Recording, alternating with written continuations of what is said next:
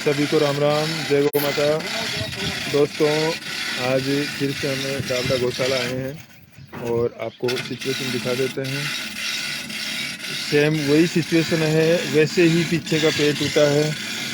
जबकि अभी जब हमें सुबह सूचना मिली तो हमारे जो गौशाला के डाबरा गौशाला के जो संचालक है, अध्यक्ष हैं लादू सिंह जी, जो काफ़ी सालों से हम थोड़ी सी उनके साथ आपको बातचीत करवाते हैं। साहब राम राम। राम राम।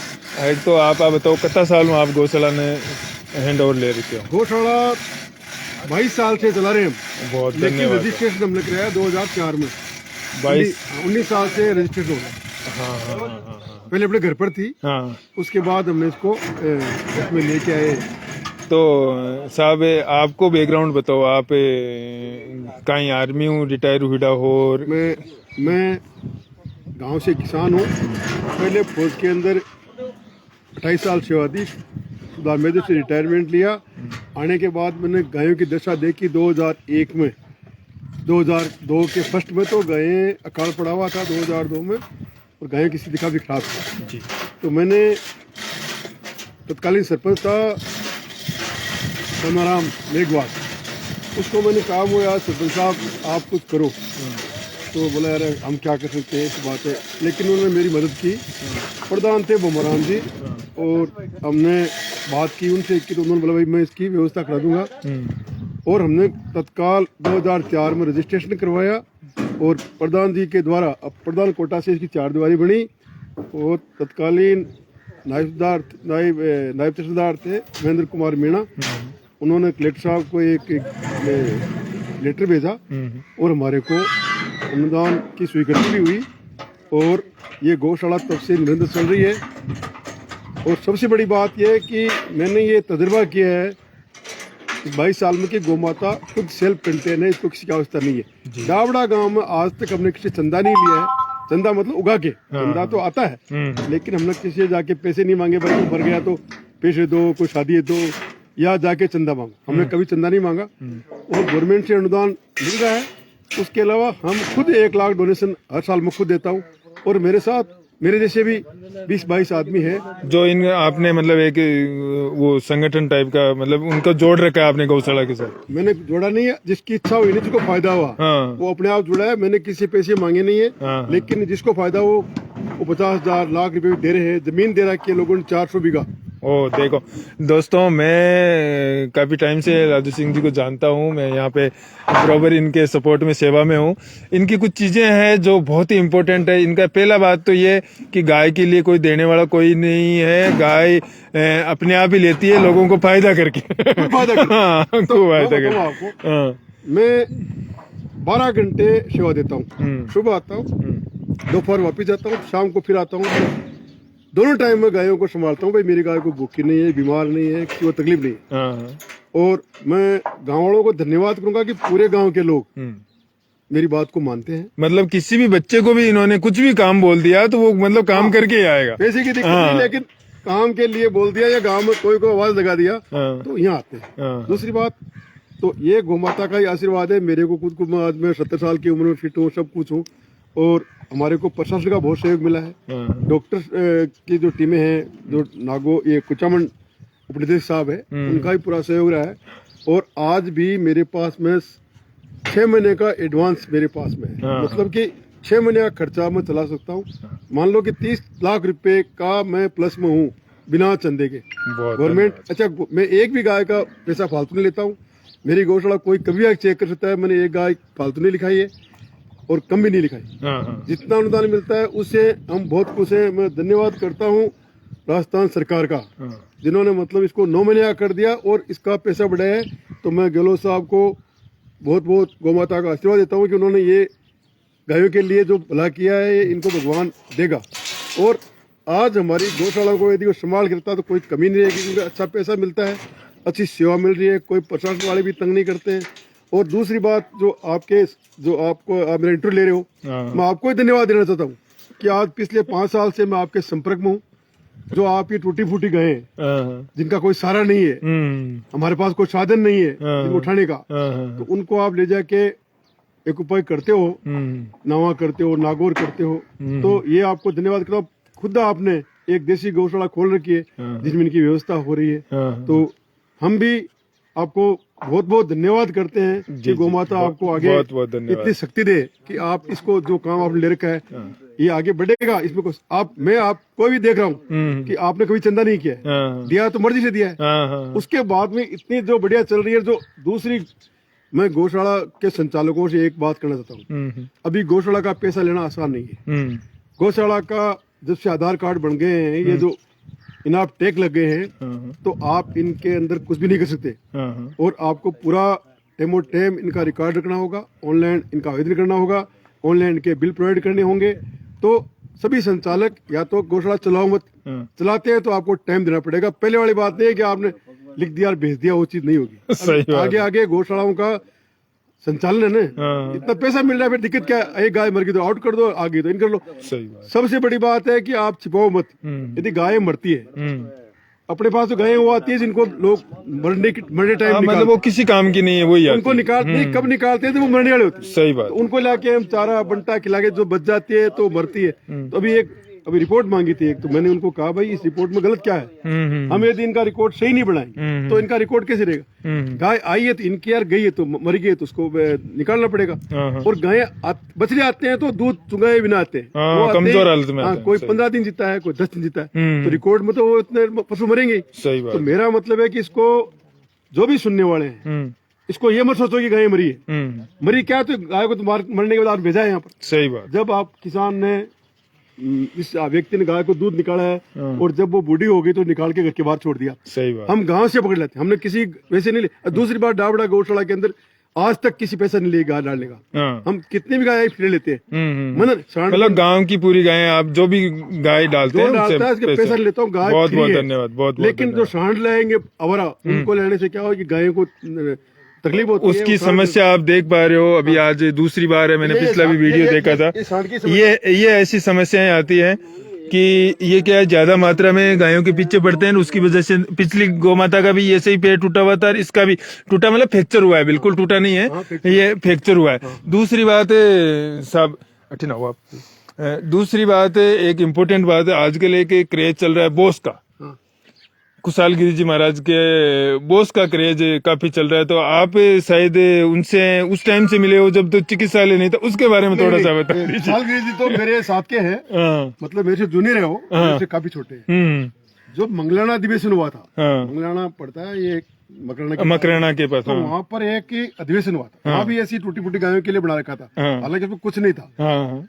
उनके एक विवाह स्थल बना रखा है, दुकानें में किराया था, उन्होंने बना रखा था, लेकिन कोई ट्रीटमेंट ऐसा अच्छा नहीं था। तो राजेंद्र सिंह जी राजपुरोहित उसके अध्यक्ष होते थे, ऑल इंडिया के गौशाला आयोग के अध्यक्ष होते थे, और ये वहाँ पर विश्व हिंदू परिषद के लीडर थे।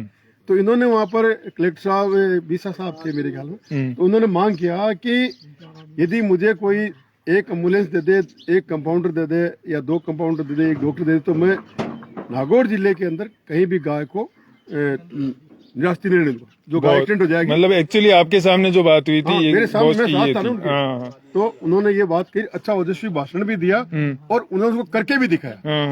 तो मैंने इनको देखा, साल तब देखा था इनको, उसके बाद कहाँ से इतना पैसा आया, क्या हुआ, वो तो गौमाता जानती है। और बहुत ही बढ़िया ढंग से उन्होंने उसको संचालित किया, और मेरी गौशाला से कम 25-30 गायें गई है और वापिस भी आई। वापिस तो आई है, जो टूटी फूटी गाय देते हैं बदले में, हम आराम से खुशी लेते हैं उनको। आज भी मैं बोल रहा हूँ कि लेनी भी चाहिए जी। वहाँ ज्यादा पशु होंगे तो उनका व्यवस्था कहाँ से हो। बिल्कुल। तो मैंने उनको बिल्कुल, कभी भी गए तो हम उनके बदले में 1 की 3 गाय लेके आए, क्योंकि जो टूटी फूटी गाय है तो वो उसका तो यहाँ निराश हो नहीं सकता, तो वो इलाज करते हैं, तो ठीक हो जाते हैं, उसको हम ले लेते हैं जी। तो कुशाल गिरी जी साहब का मैं धन्यवाद करता हूं कि उन्होंने छोटी सी उम्र के अंदर आगे बढ़ करके उनकी बच्ची ने जो ये सिस्टम चलाया है, संन्यास लिया उन्होंने, और आगे चल के उन्होंने जो ये काम किया है, उसके लिए मैं बहुत बहुत उनको धन्यवाद देता हूं कि गौ माता के लिए इतने बड़े स्तर के ऊपर, और जो नागौर जिला के आसपास के सभी जगह से उन्होंने ये जो एक्सटेंडल पशुओं को उठाया, उनका इलाज किया।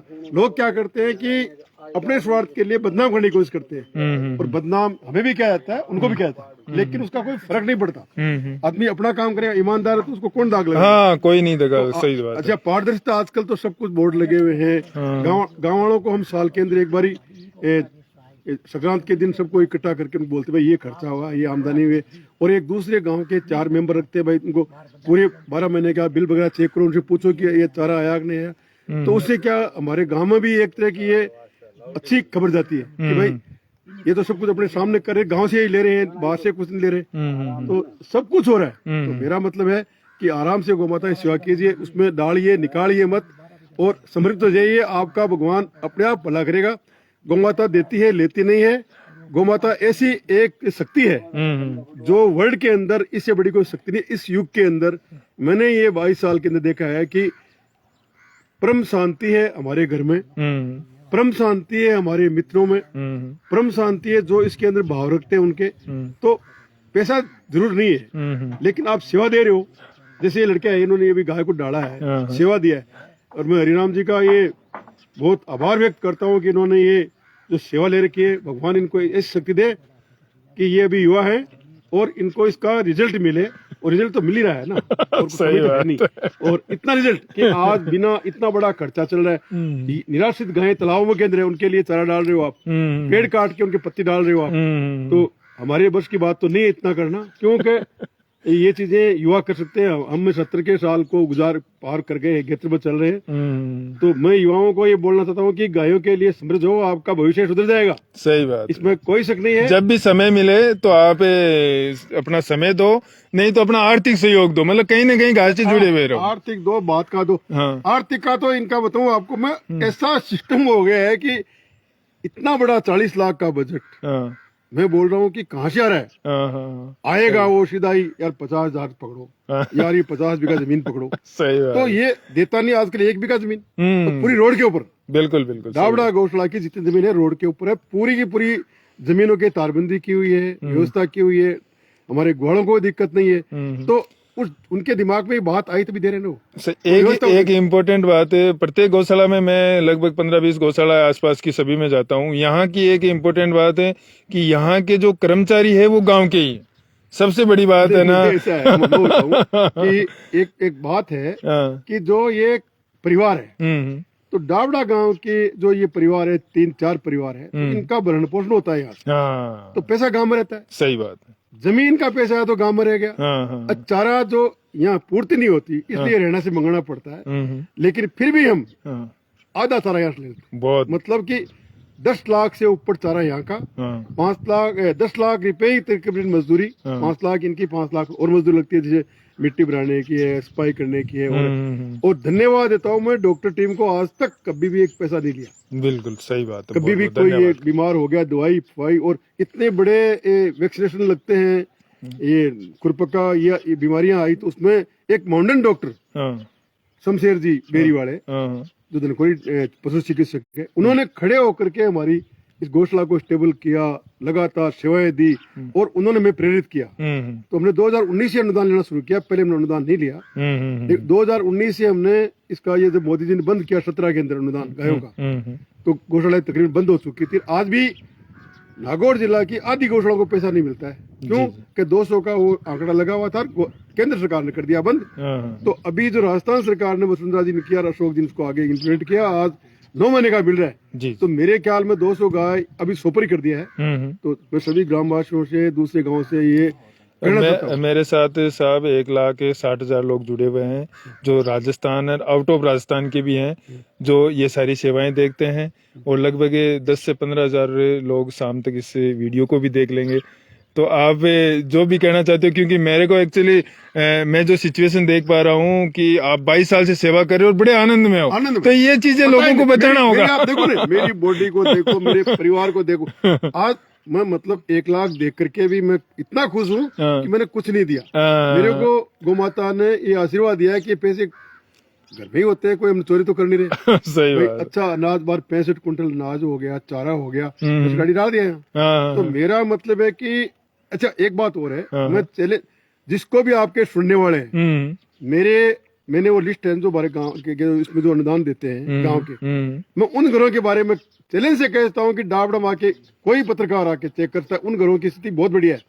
वो 25-30 घर है, उनके कोई कमी नहीं है परिवार में, उनके परिवार खुशी है, सब संपन्न लोग हैं। संपन्न नहीं, वो पैसे वाले नहीं है, लेकिन उनके अंदर संपन्नता इसलिए कि वो एक धर्म से जुड़ गए। गोमाता तो गोमाता का आशीर्वाद हो गया उनके ऊपर। बिल्कुल सही। तो मैं गाँव वालों को बोलता हूँ कि यदि कोई इनको देख करके आप जुड़िए, मैं बोलता हूँ उसके जुड़ने के बाद नुकसान होता है तो उसकी हम भरपाई कर सकते हैं। सही मेरा चैलेंज है। बिल्कुल बिल्कुल सही। तो मैं मेरी कह रहा हूँ कि मैं एक नॉर्मल एक पेंशनर हूँ, मुझे 45-50 हजार पेंशन मिलती है, 50 बीघा जमीन है, उसमें नौकर काम करते हैं, मेरे बच्चे तो सब बाहर है।